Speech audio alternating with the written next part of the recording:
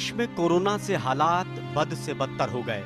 जनता corona महामारी की मार झेल रही है और केंद्र सरकार है कि उसका पता तक नहीं। ऐसा लगता है कि सरकार ने कोरोना महामारी से आंखें मूंद रखी हैं और पूरी की पूरी सरकार 5 राज्यों के चुनाव प्रचार में लगी है।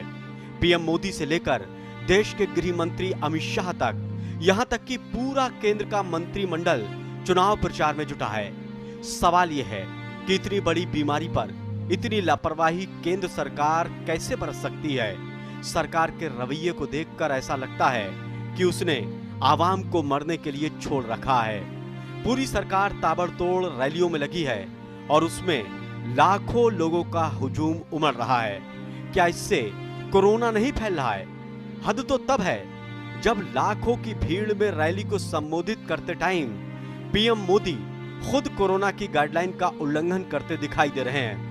यहां तक कि पूरे चुनाव प्रचार के दौरान पीएम मोदी ने एक बार भी लोगों से कोरोना गाइडलाइन का पालन करने के लिए नहीं कहा।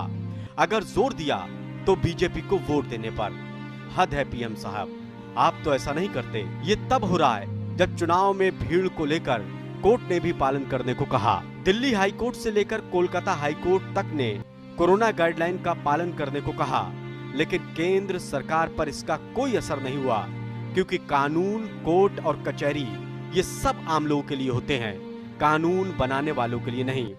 आम जनता के तो गाइडलाइन का उल्लंघन करने पर खूब चालान काटे जा रहे हैं और लट चलता है अलग। चलिए इन सब के बीच कोरोना के आंकड़ों को देखिए और मान लीजिए डरना जरूरी है, क्योंकि सरकार चुनाव में व्यस्त है और आप कोरोना महामारी से घिरे हैं।